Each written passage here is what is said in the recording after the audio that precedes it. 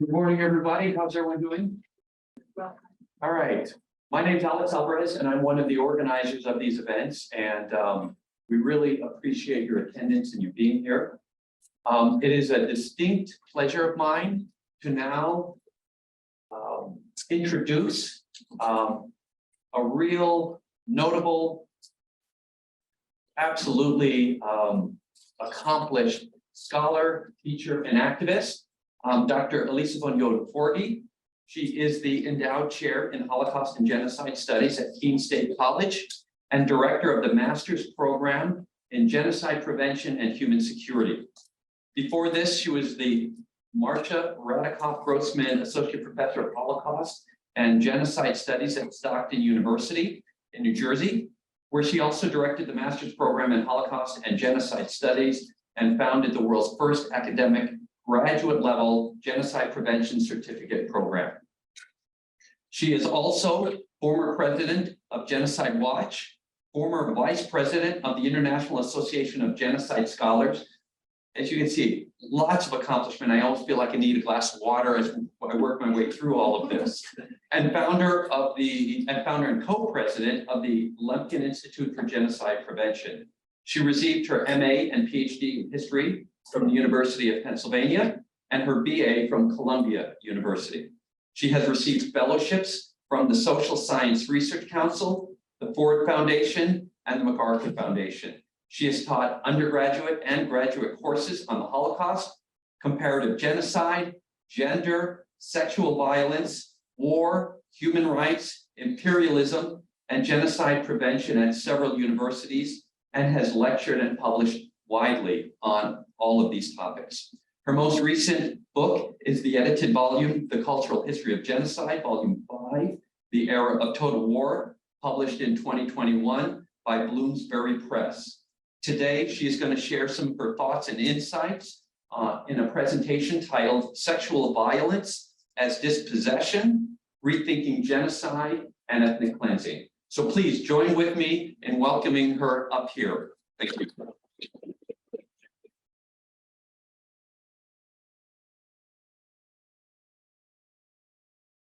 I want to thank Alex, first of all, for that wonderful introduction.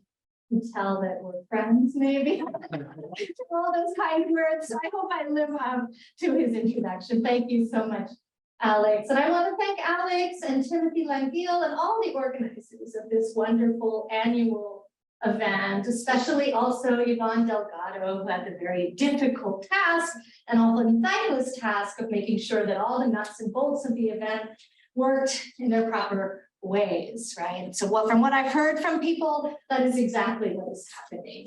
So I'm very, very happy to be today. It's truly an honor to be included amongst these esteemed speakers during this event. And as most of you know, the theme of this year's Genocide Awareness Week is displacement, refugees, exile, dispossession. When I was invited to speak and introduced to the theme, I realized that it gave me the perfect opportunity to explore a series of ideas that I have been thinking about for quite some time now, but that I never sat down to draw it together. Ideas that require drawing together the subjects of displacement, embodied trauma, genocide, and cleansing. So this is my first shot. So please provide your critiques. Up today is sexual violence as dispossession, rethinking genocide and ethnic cleansing. I want to start by acknowledging that the subject of my talk, sexualized violence, is a difficult topic even within Holocaust and Genocide Studies. And I'm happy to see the room as full as it is, because this is often a subject people decide simply to skip because it's upsetting, terribly upsetting.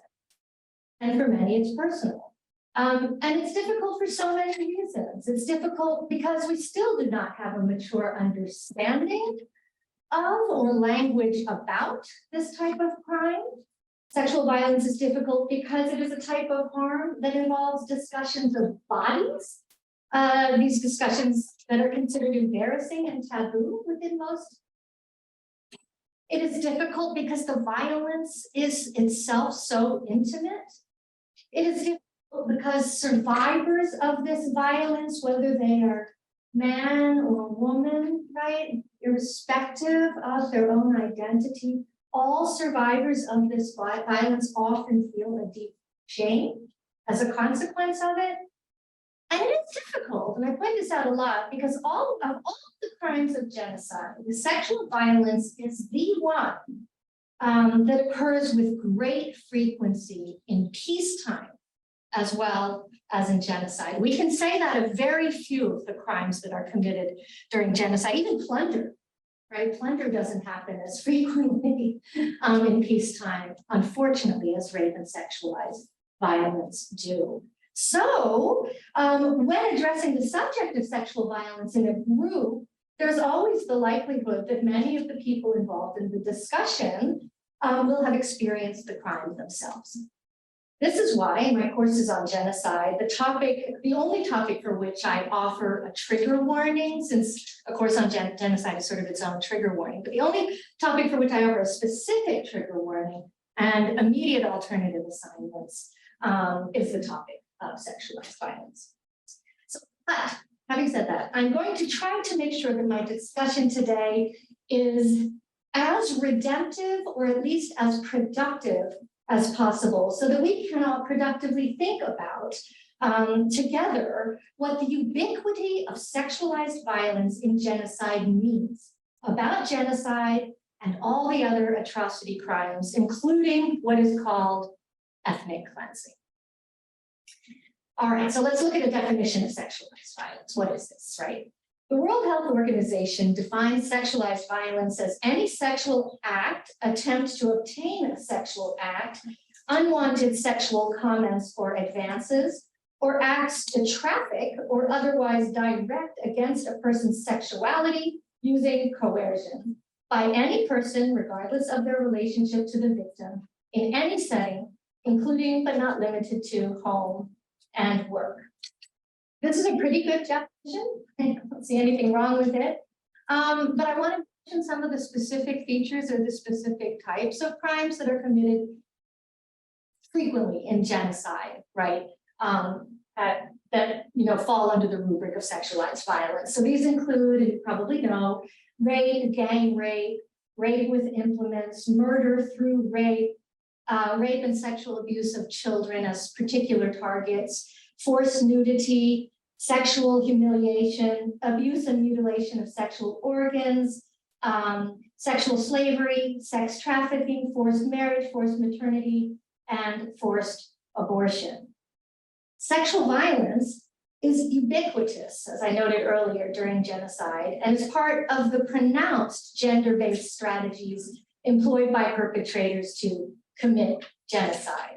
Sexual violence is committed against men and boys, as well as women and girls, though usually women and girls are targeted at higher rates, as is the case in peacetime. However, we have some evidence, although the subject of sexual violence against men and boys is understudied and hard to study, we do have some evidence that the incidence of sexual violence against men and boys during genocidal processes rises quite precipitously, such that it reaches not parity, right, but a number closer to the sexual violence against women and girls, such that it's possible that high levels of sexualized violence against men and boys during warfare is itself an indicator that we might be involved in a process of genocide as well, that what we're seeing might be genocide.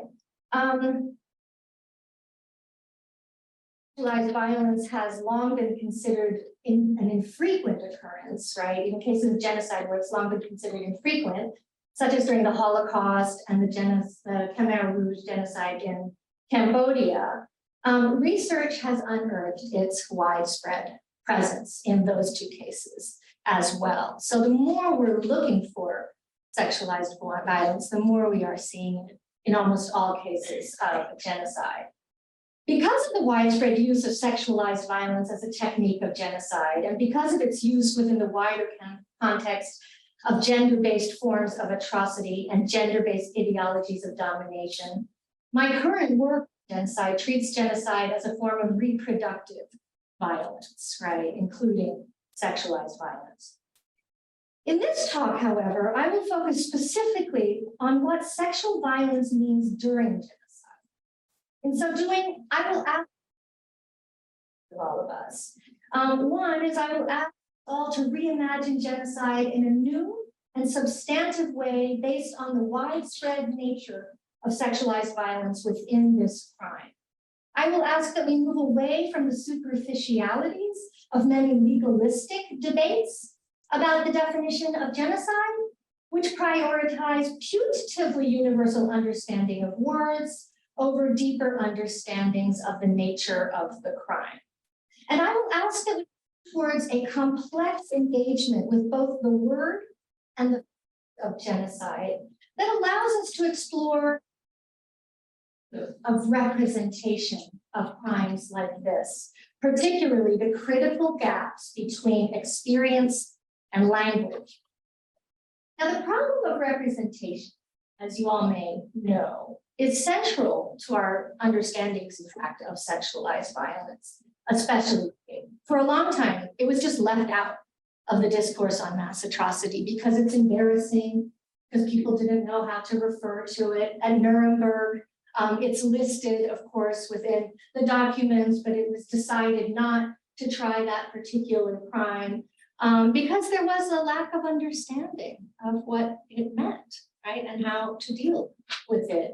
And so until really the wars in Rwanda and Bosnia, the genocides in Rwanda and Bosnia that were characterized by widespread sexualized violence, it wasn't discussed as a high crime. Now, it does have that status. It's recognized by the Rome Statute that created the International Criminal Court as a possible crime of war, crime against humanity, and crime of genocide. But for a long time, it was just left out of the discourse, just as women were left out of the discourse.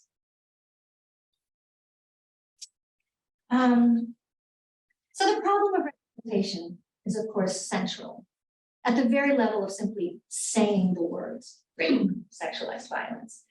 And we also think, though, now that we can say the words, we think we know what these words mean, right? So in saying the word, we conjure up an image, this thing, this crime, rape, for example. And there are laws that also define that crime for us, so we can refer to them to understand that crime. And when we talk about rape and genocide, it's not quite frequent, right? It's a subject of study in its own right within the field of genocide studies.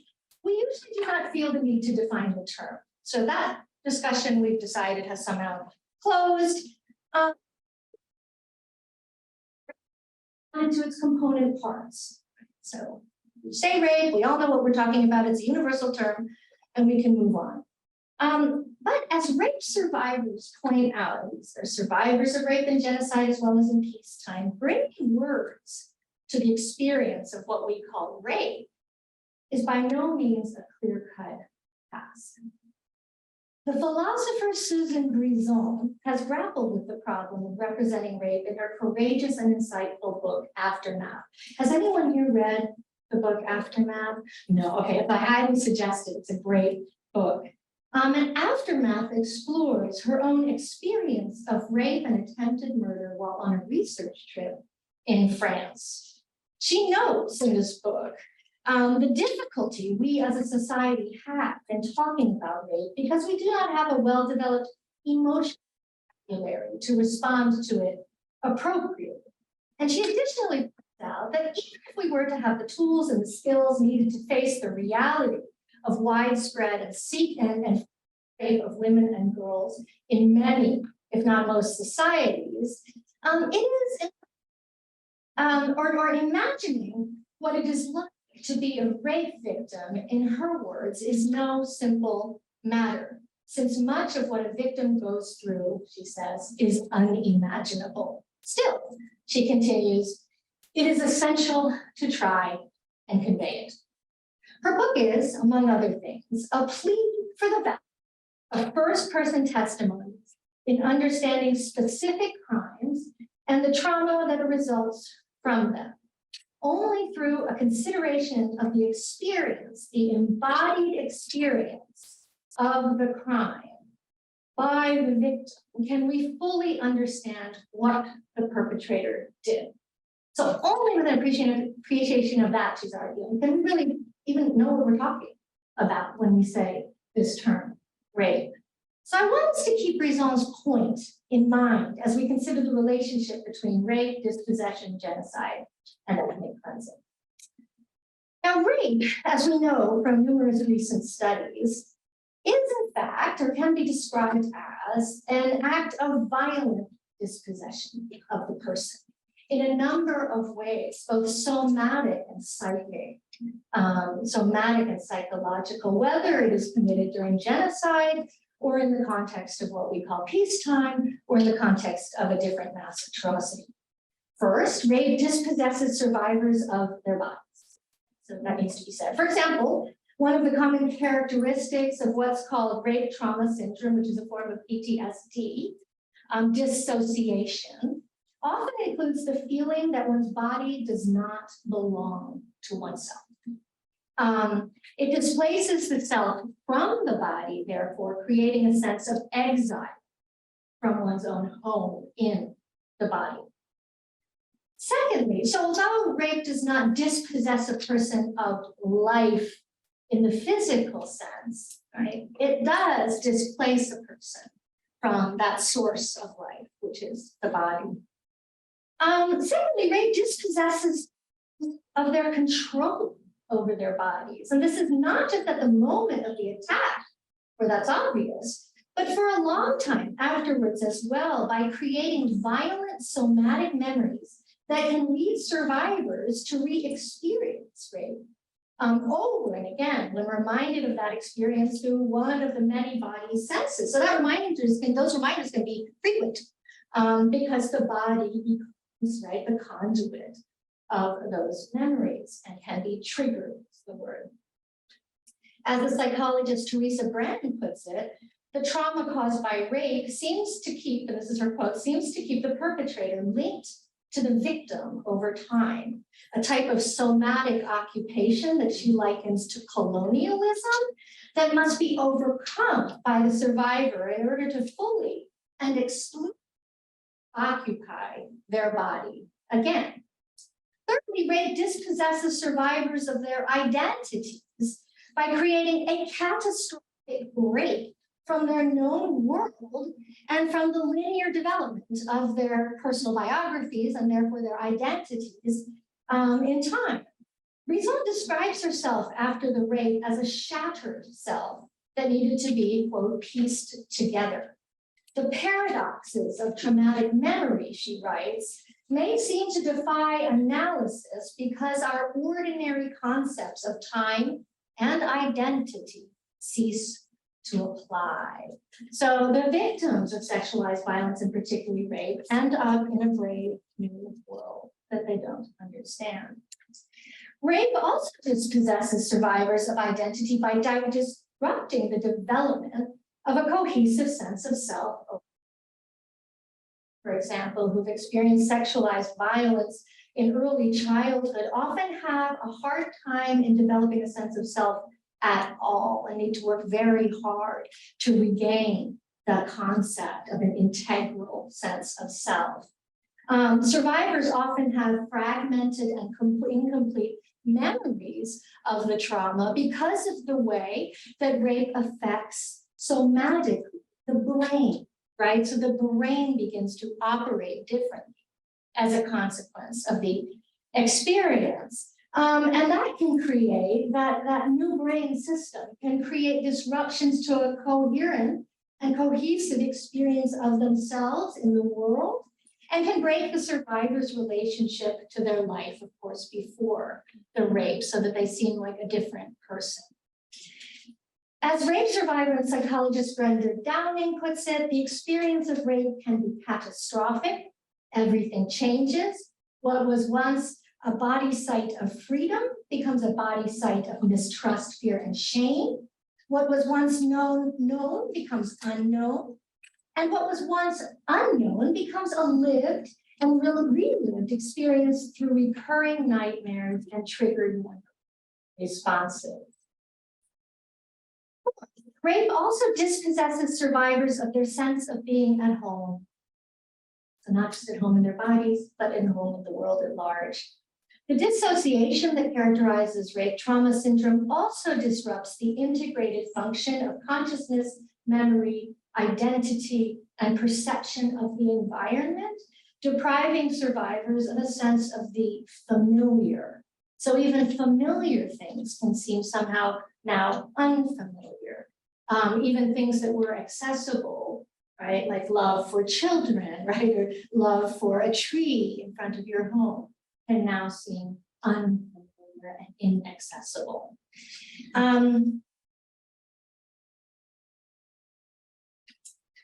Skepticism that is often the result of sexualized violence of everyone and everything also challenges the sense of belonging to the world or belonging in the world. Mizon tells us, for example, that for the first several months after my attack, I led a not quite sure whether I had died and the world went on without me, or whether I was alive but in a total alien world. So I think that well underscores, right, this catastrophic experience that is the trauma caused by this, this crime. And this brings us to the fifth way in which rape is, I would argue, a form of dispossession. And that is that rape can be experienced as a form of death, therefore dispossessing survivors of life itself, although somehow they appear to be going on living. Brizon grapples directly with the slippage between experiences of rape and the sense of having died. She quotes the Holocaust survivor Charlotte Delvaux, who wrote, "I died in Auschwitz, but nobody knows it."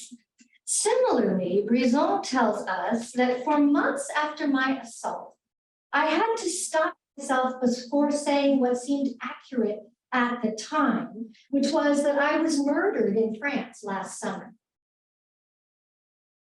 Brizon's sense of rape as a form of killing is of particular importance in our discussion of genocide, since many perpetrators seem to understand this impact of sexual violence on their targets.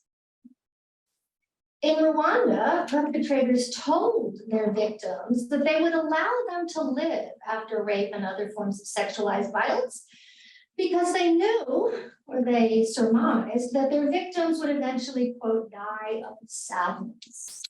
So that's an expression of intent to kill. Women across the world who have survived rape during genocide themselves often describe it as, quote, a fate worse than death.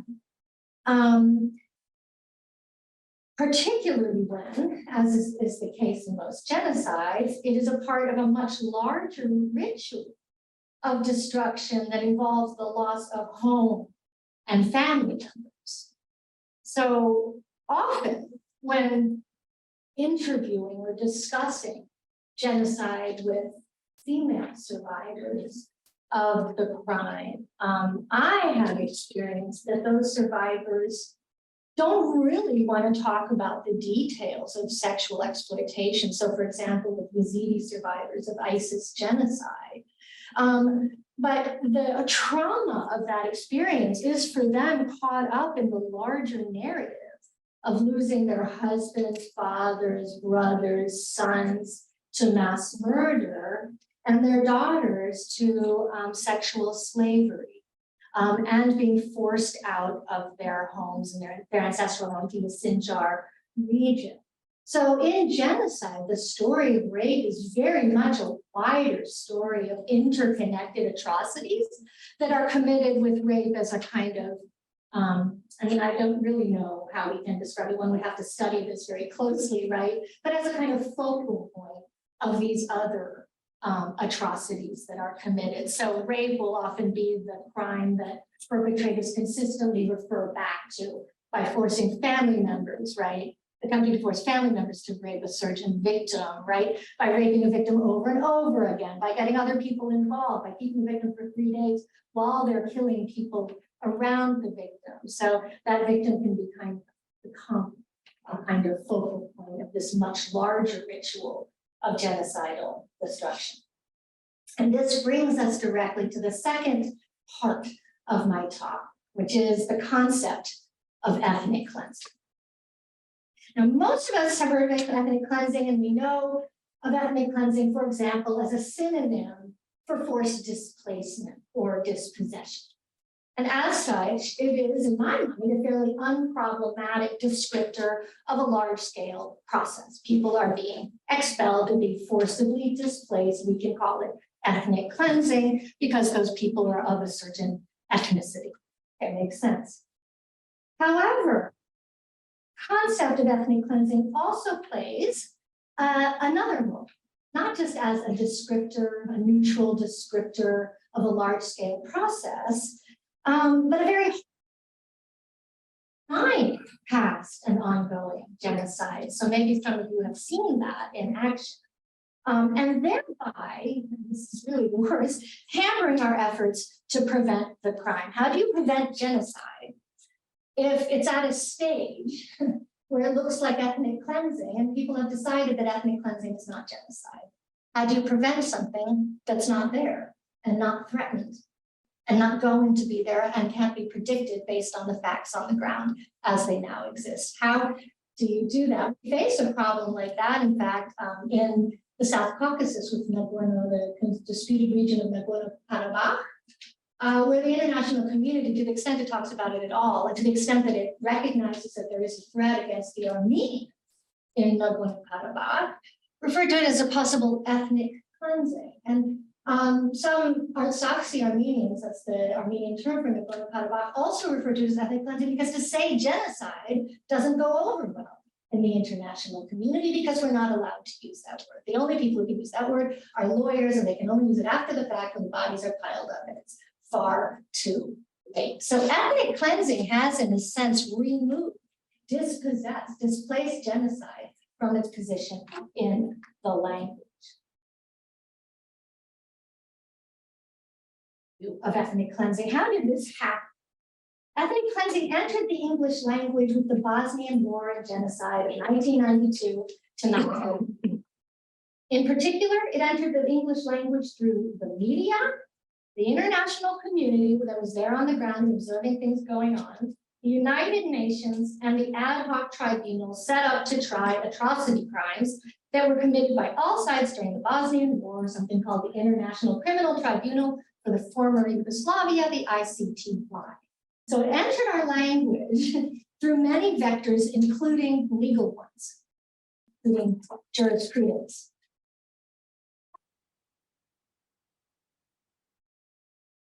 For 1990, forced displacement was fine. We use those other words. Well, ethnic cleansing is in fact the English translation, perhaps you all know this, of the Serbo-Croatian term that ethnic cleansing. And that was the term used by Serbs in Serbia and in Bosnia-Herzegovina to describe what they were planning to do and what they were doing to Bosnian Muslims. They did this policy of ethnic cleansing was meant to describe the measures they would take against Muslims and Croats who lived in regions that they wished to control and purify of all non-Serb elements. And so what they would say, instead of saying, we're going to commit genocide against Bosnian Muslims and Croats, they would say, we're going to ethnically cleanse them. That's what we're doing, is ethnic cleansing. What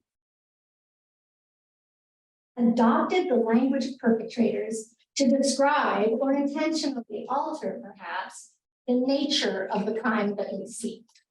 We can think of the case of Sudan's genocide against the people of Darfur, for example, which is ongoing, where the state has argued that it is conducting counterinsurgency, right? For example, counterinsurgency, like ethnic cleansing, is a term that is frequently used to divert attention from genocides that are inconvenient And it's frequently used not just by perpetrators, right? You'll have the international community with vested interest in a region call something a counterinsurgency instead of genocide.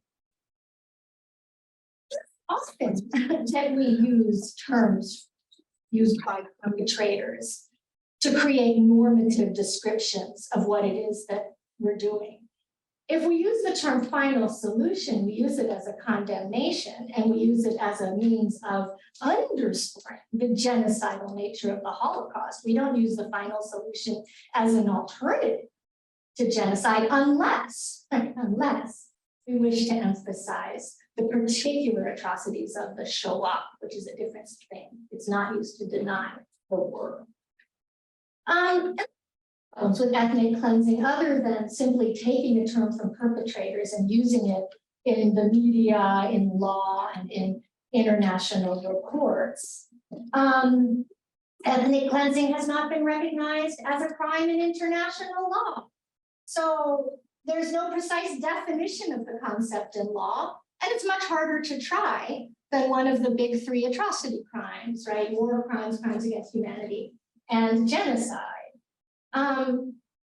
Despite the fact that ethnic cleansing is still often listed alongside these big three crimes in international reports with quasi-legal status, such as the report establishing the responsibility to protect norm, right? Ethnic cleansing is listed with war crimes, genocide, and crimes against humanity in a way that suggests that ethnic cleansing is a distinct fourth category of high crime, an alternative to genocide, right? Different from, rather than what it perhaps is, which is a pattern of genocide, a technique of genocide.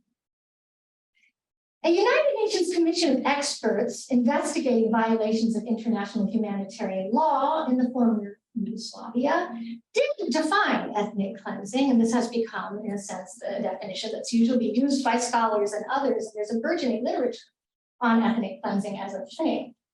Ethnic cleansing, in their mind, is rendering an area ethnically homogeneous by using force or intimidation to remove persons of given groups from the area. It then slightly updated this in its final report with the definition that ethnic cleansing is a purposeful policy designed by one ethnic or religious group to remove by violent and terror-inspiring means. It seems they decided their first definition was a little too neutral. By terror-inspiring means, the civilian population of another ethnic or religious group from a certain geographic area. The Commission of Experts also stated in this final report that the coercive practices used to remove the civilian population can include, and this is a very long list of other crimes, right? Murder, torture, arbitrary arrest and detention, extrajudicial executions, rape, and sexual assaults, severe injury to civilians, confinement of civilian population in ghetto areas, forcible removal, displacement, and deportation of civilian population, deliberate military attacks or threats of attacks on civilians and civilian areas, use of civilians as human shields, destruction of property, robbery of personal property, attacks on hospitals, medical personnel, or locations with the Red Cross, Red Crescent emblem, among others. That's a quote. So in this definition, ethnic cleansing seems like a catch-all, right? They've betrayed here, seems like a catch-all phrase for all of those crimes that aren't genocide, right? And we're not evidence of genocide, and therefore we're not going to throw them in the basket of ethnic cleansing. And the Commission that these practices of ethnic cleansing can, quote, constitute crimes against humanity and can be assimilated to specific war crimes. Furthermore, they state, such acts could also fall within the meaning of the Genocide Convention. Okay, so they acknowledged that ethnic cleansing could be a form of genocide.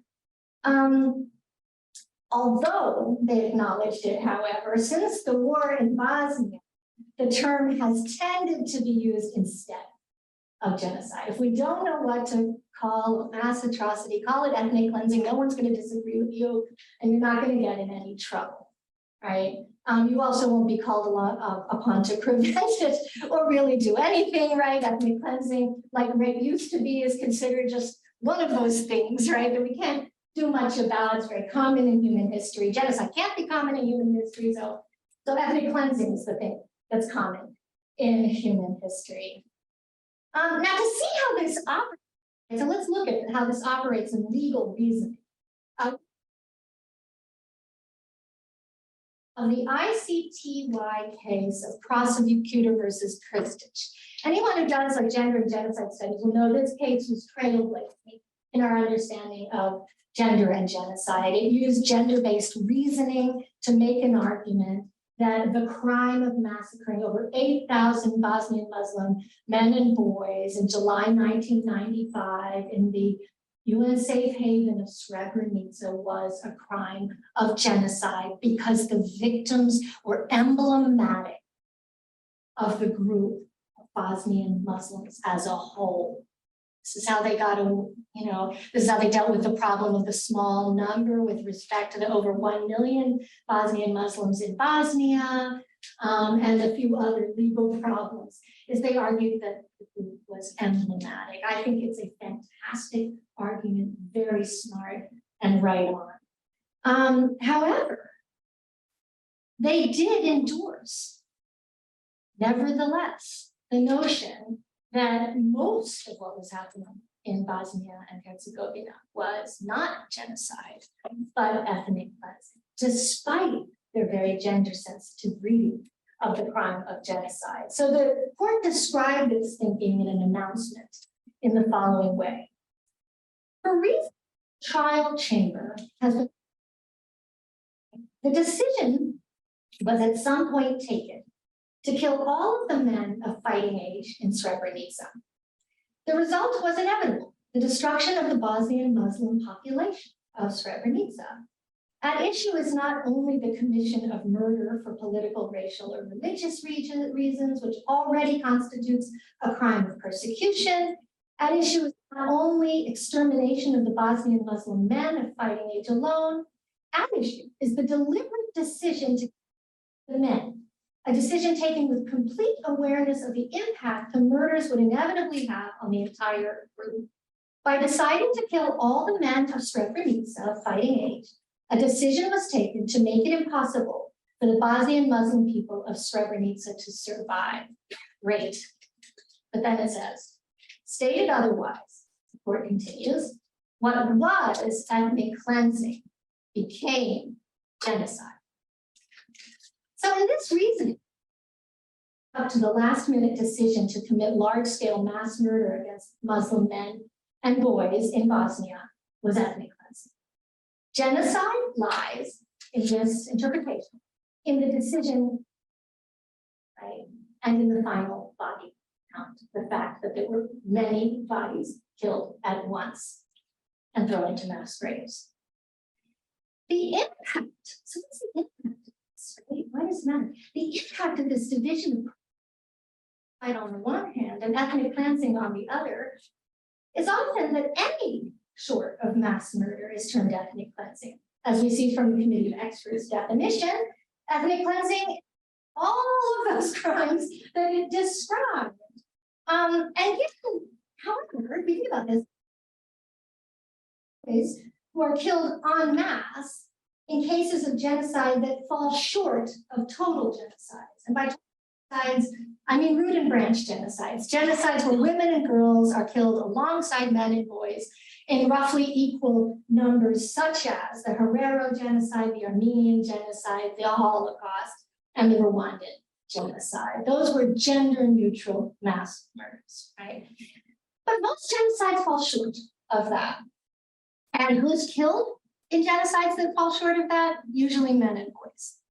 That means that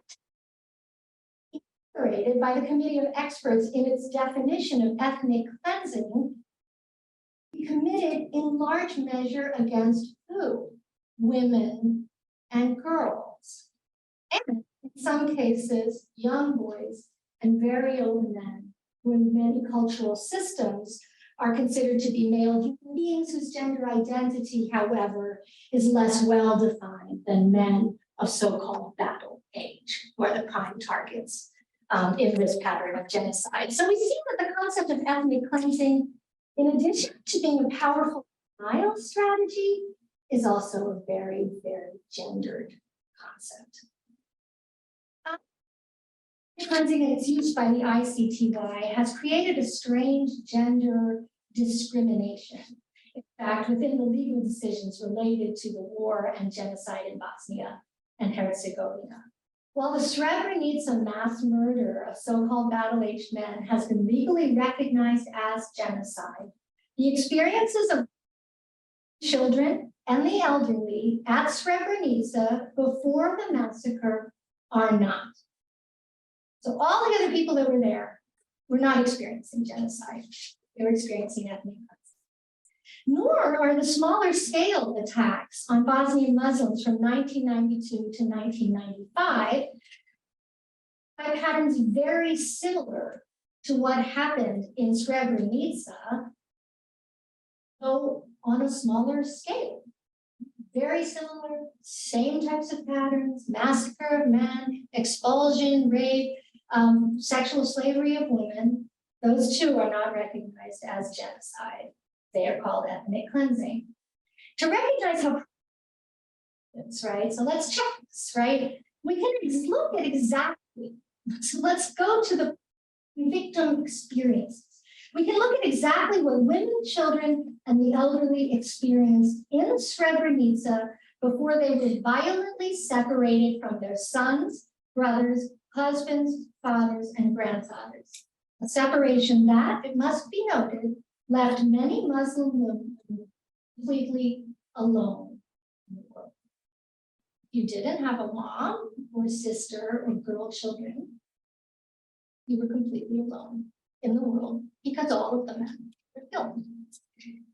When we examine from a gendered perspective what went on in Srebrenica from the fall of the enclave on 11 July 1995 to the forced relocation of women, girls, and very young boys 2 days later, we can see that there are several that connect the massacres, right? The genocidal massacres at Srebrenica to a systematic Bosnian Serb policy that had been pursued since the outbreak of war in 1992. It was not something so different that had already occurred. Two examples that I would give you, and I apologize for the descriptions in the examples.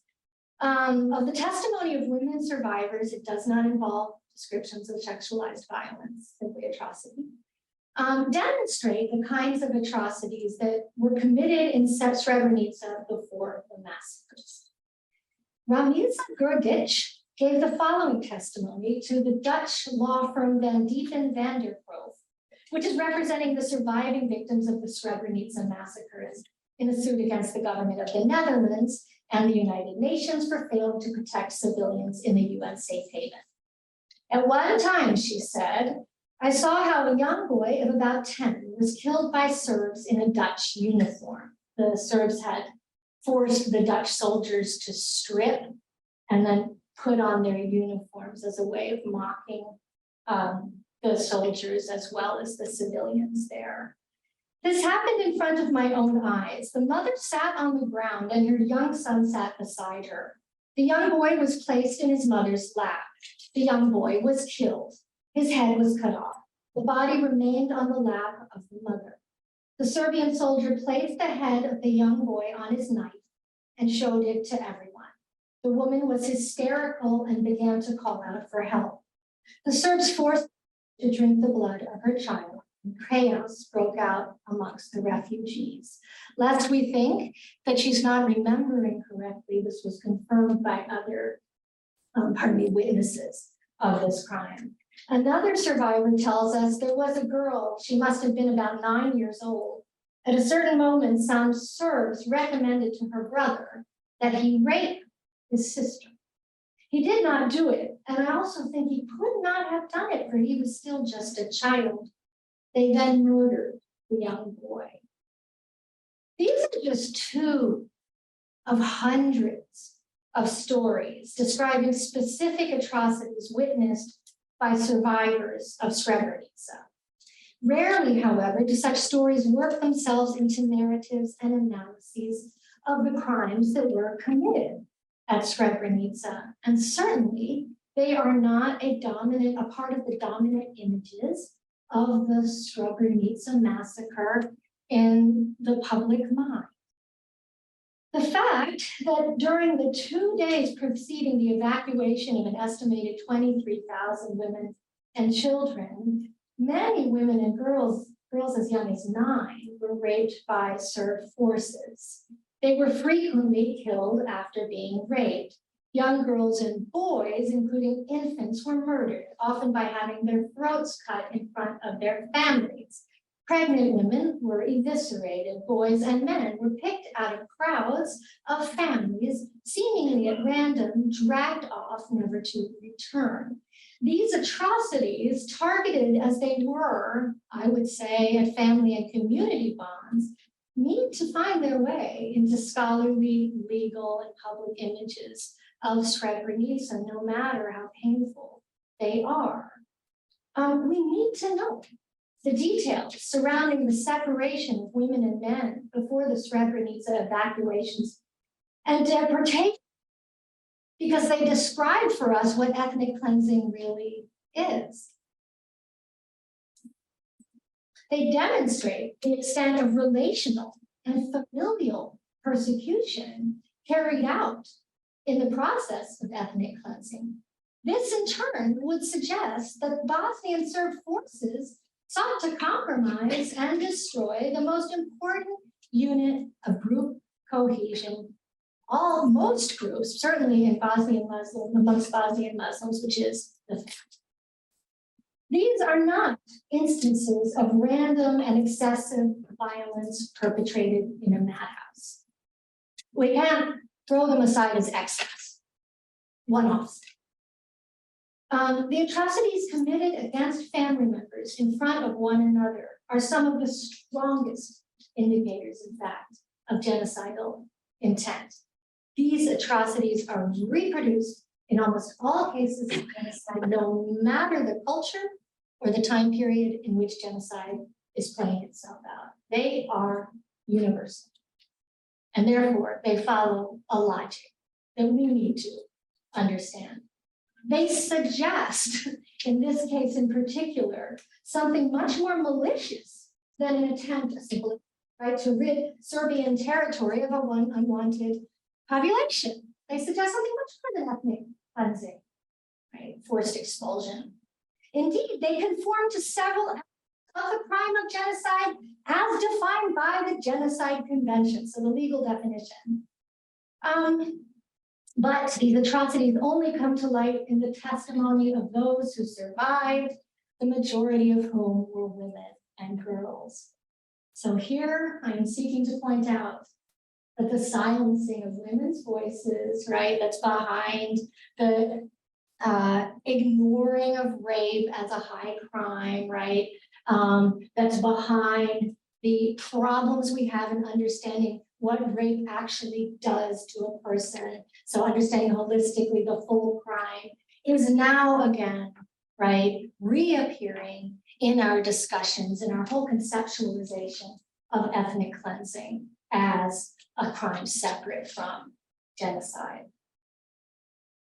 The genocidal nature of the war as a whole in Bosnia, I have to say, is recognized by most scholars, but not by most legal scholars and jurists. It is also understood by Bosnian survivors and Bosnian authorities.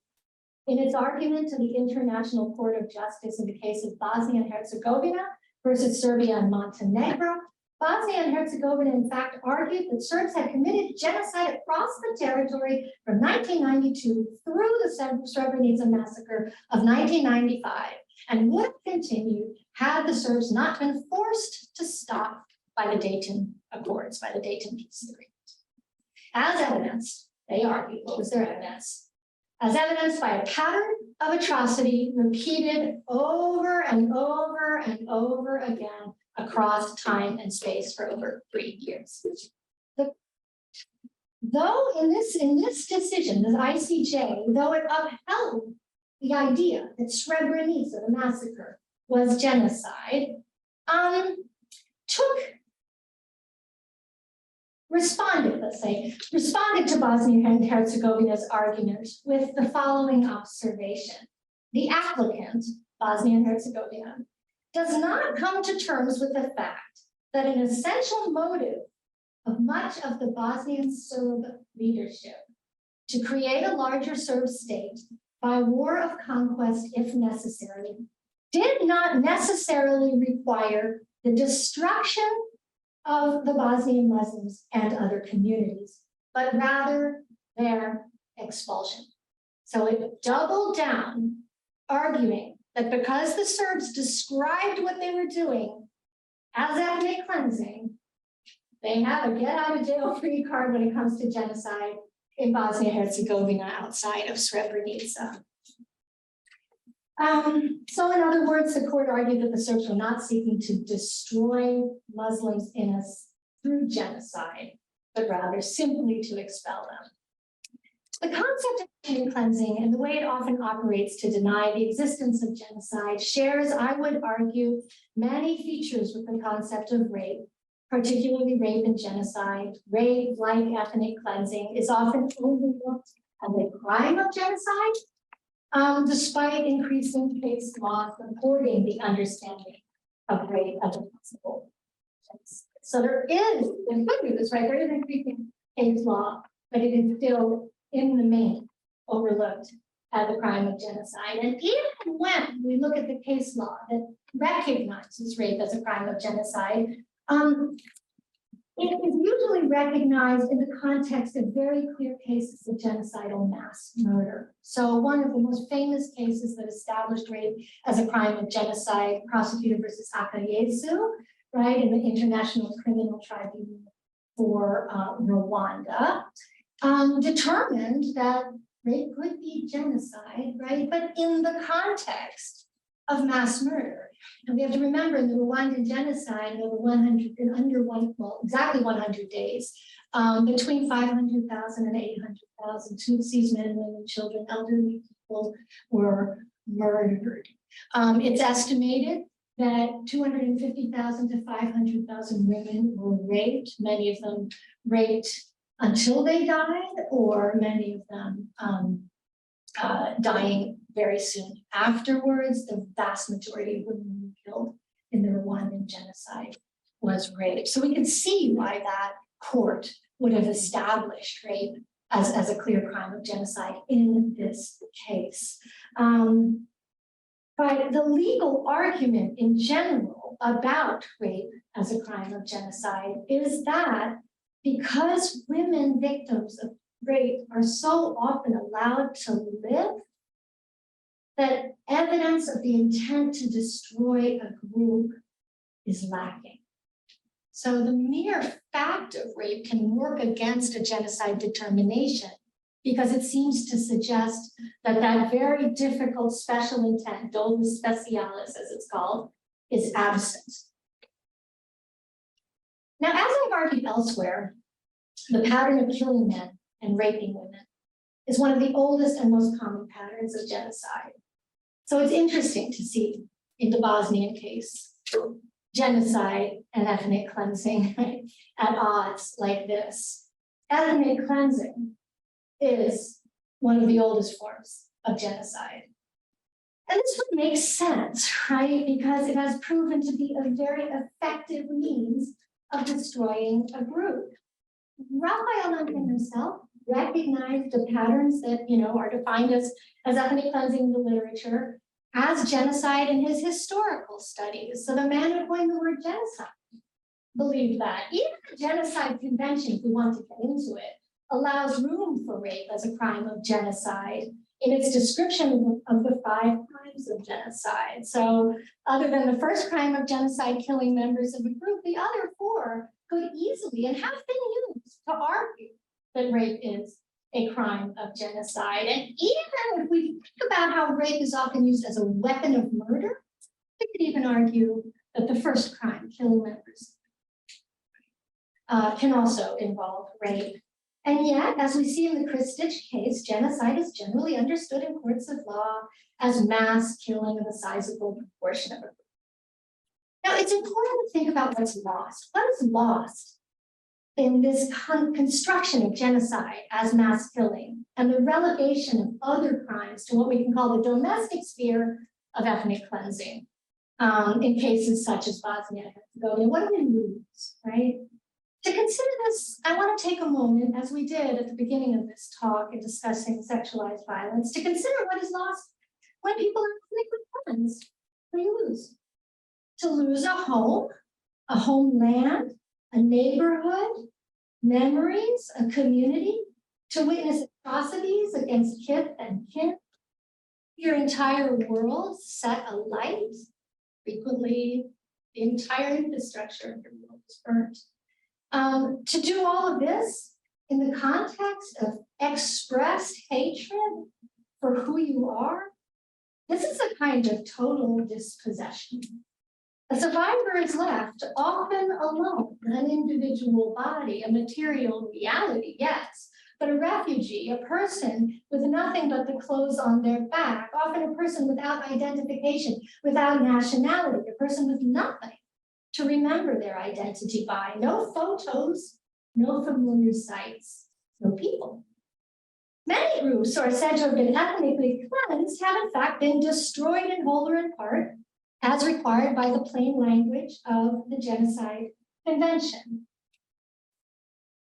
Let us take, for example, and then I will conclude, the Christian groups in Iraq who experienced what some say was ethnic cleansing, but what they say was genocide at the hands of the Islamic State in 2014, when they were forced out of their ancestral homeland in the Nineveh. There are four major Christian groups in Iraq: the Chaldean Catholic Church, the Assyrian Church of the East, the Syriac Catholic Church, and the Syriac Orthodox Church. There are also small numbers of Armenians and Arab Christians. The number of Christians in Iraq has fallen from 1.5 million in 2003 to an estimated 150,000 to 200,000 today, with the numbers increasingly dwindling as internally displaced persons who are not allowed still to go back to their ancestral homes seek asylum in foreign countries. The four main groups of Christians, we call them Christians, which is a very large denomination worldwide, right? But they view themselves with particular rights and customs. They dress very different, for example, at services.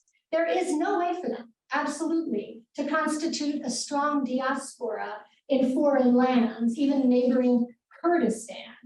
In fact, these groups are so small that the loss of their ancestral homeland in the Nineveh plain spells, in fact, utter catastrophe and the eventual possible complete annihilation of these identities from our world. This is a process that can only be stopped if they are able to regain access to their land and reestablish themselves as an integral embodied community of their original identity. Each group will literally disappear from this earth as a people within a few generations if the total dispossession that they experienced is not addressed by giving them the capacity to rebuild what was lost as this integral. In this case, I would argue, is a form of genocide. And there's ample evidence that ISIS intended to destroy Iraqi Christians in whole or in part.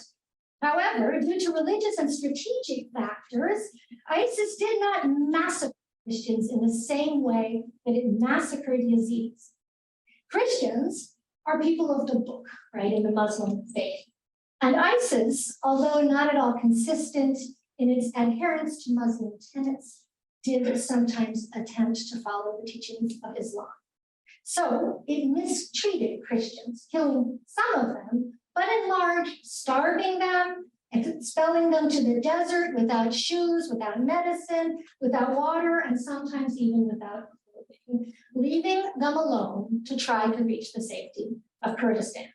For ISIS, the intention to destroy was achieved precisely through, right, the cleansing of Christians from the border of the country. Return and become a factor in Iraqi history.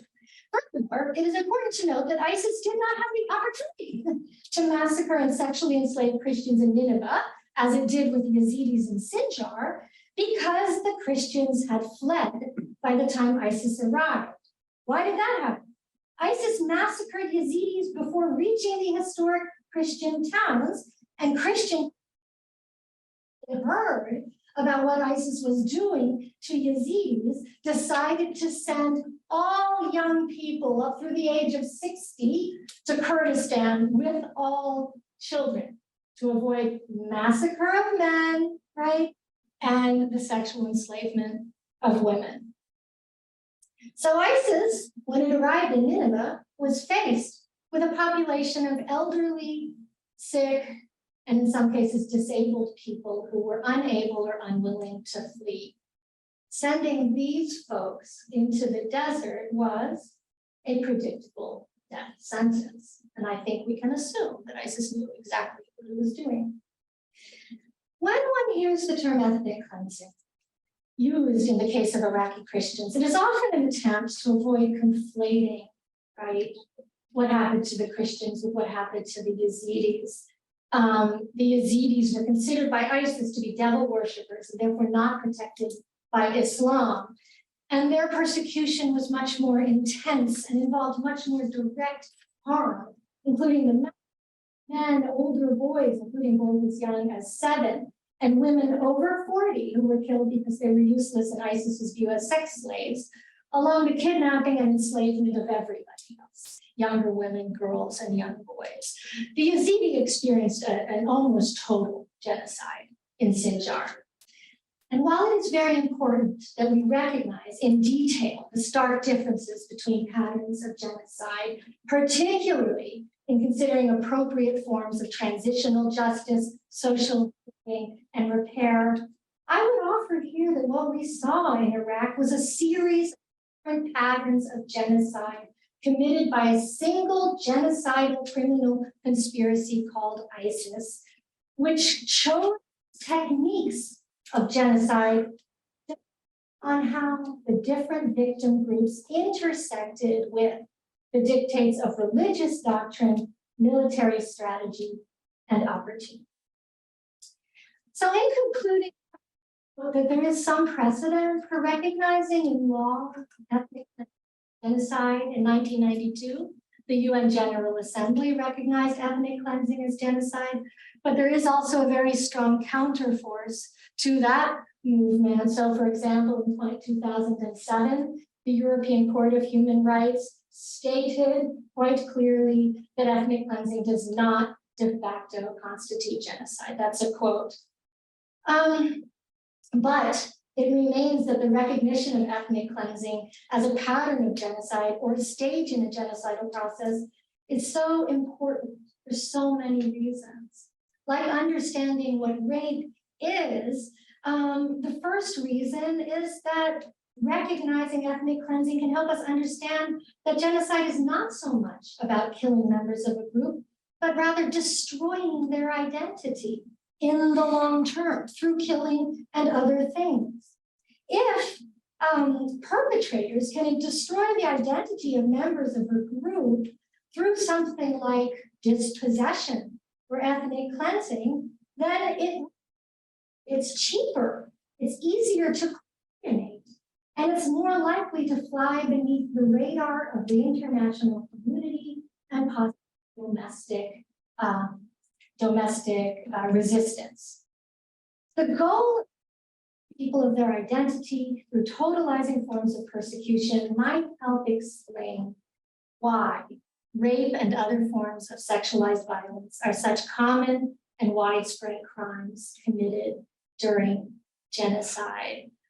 So I hope that we will, in the future, find ways to listen much more closely and much more sensitively to the stories told by survivors of these crimes, not simply as evidence or testimony, which is rather passive, but as active agents of knowledge production who exist in a horizontal relationship with jurists and scholars, members of the United Nations, in defining what it is that happened to them, how we can make it better for them, and how we might prevent this catastrophe from occurring in the future. Thank you very much.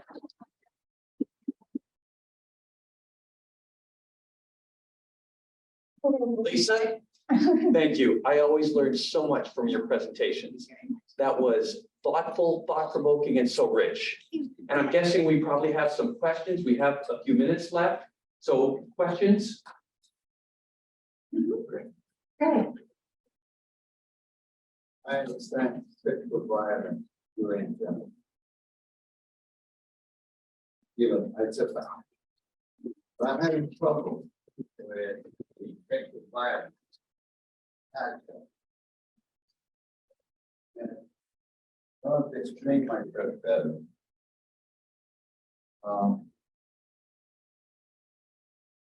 Historically, sexual violence is seen as a spoil of war by the forces that are victors against the people that have fought the war. And also from Nuremberg trials, we understand that you cannot exonerate yourself that I implemented the orders given. So the question that is coming in my mind is Iraq, when the American soldiers went into Abu Ghraib prison, and as you mentioned that forced nudity is sexual violence, does that mean that American soldiers committed a crime of genocide? This is what, when you started describing this, and my mind went there. So these soldiers, they did it themselves, even though maybe they were ordered by their leaders or whatever. But is USA responsible for crime in Abu Ghraib, crime of genocide in Abu Ghraib? This is what it's created turmoil in me through your.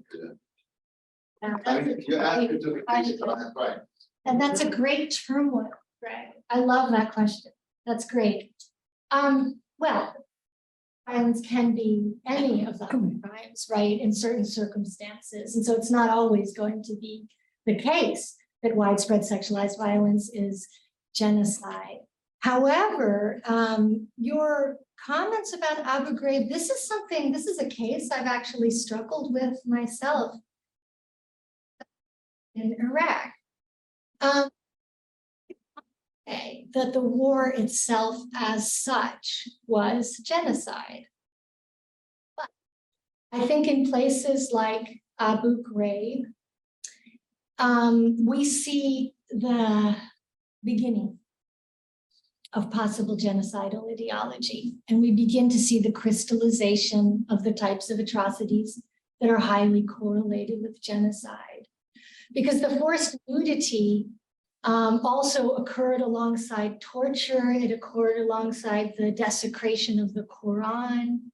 It occurred alongside all sorts of forms of humiliation that were aimed simply at degrading the individual as an Iraqi, as a Muslim, right? And as a possible member, as an Iraqi man, I guess, which made them a possible member of some kind of resistance, since so many Sunnis in Iraq were resisting occupation.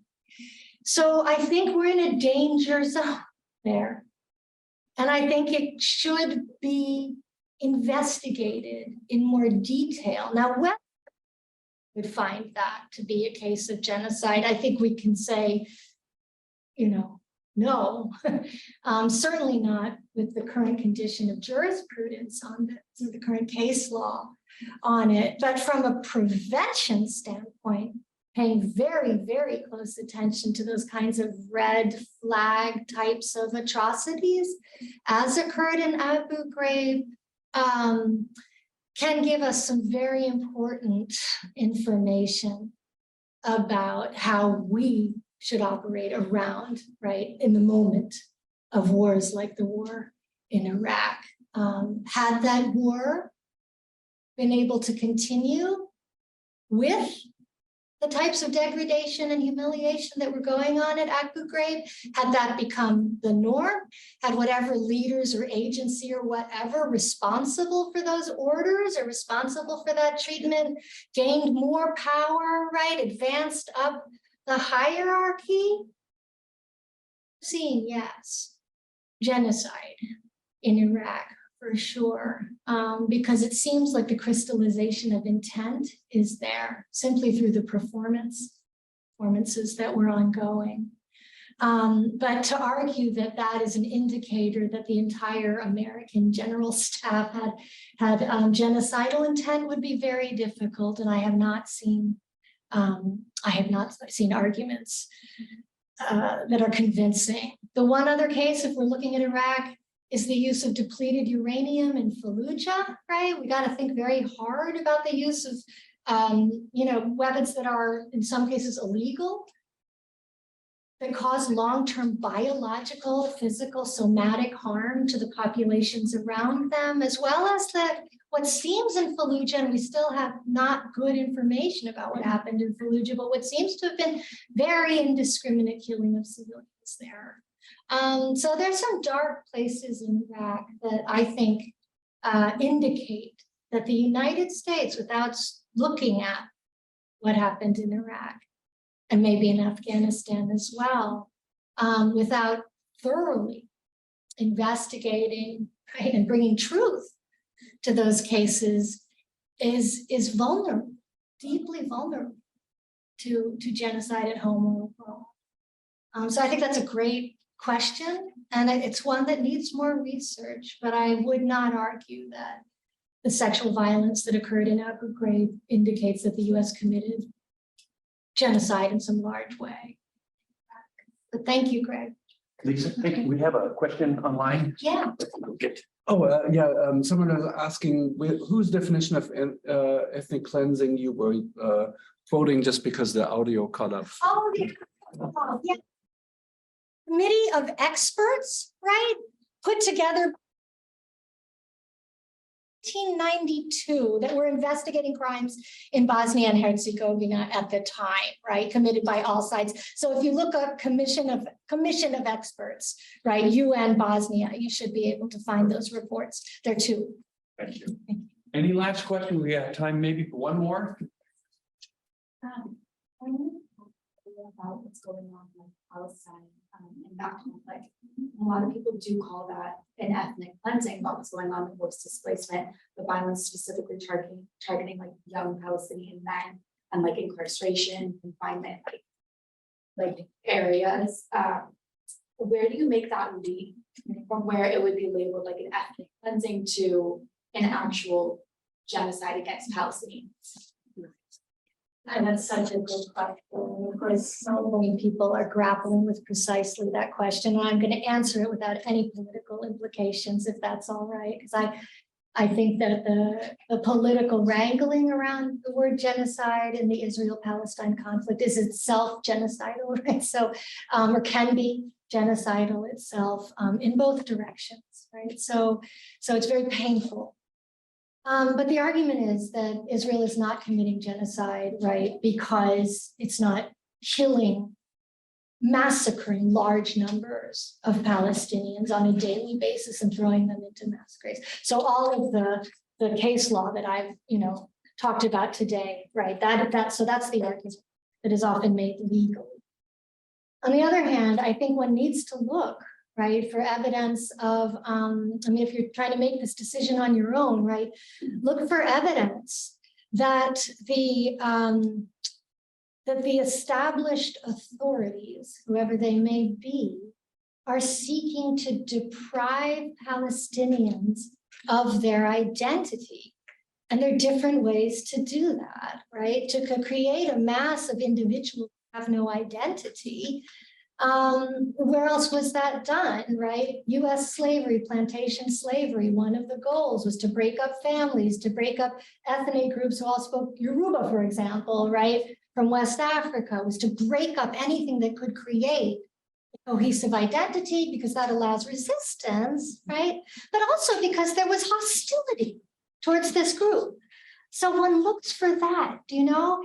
And I think the current situation, as many people have pointed out, in Israel is very dangerous, saying Palestinians don't exist. We've heard this before, right? But now it's become an accepted sort of policy that the Palestinians don't exist. What did the Russians say about Ukrainians before invading? Ukrainians don't exist.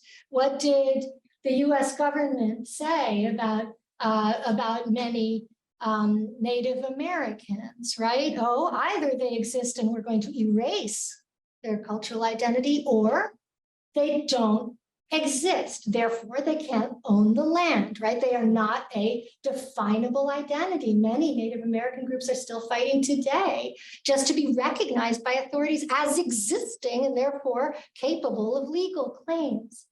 So we those processes, right, that maybe in a slower fashion, right, in fits and starts, erode over time Palestinian identity.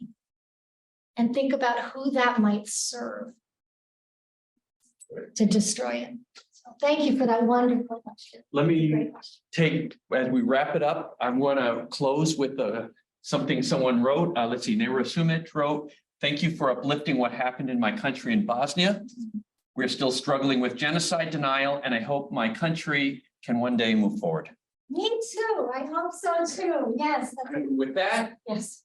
please join me in thanking Captain.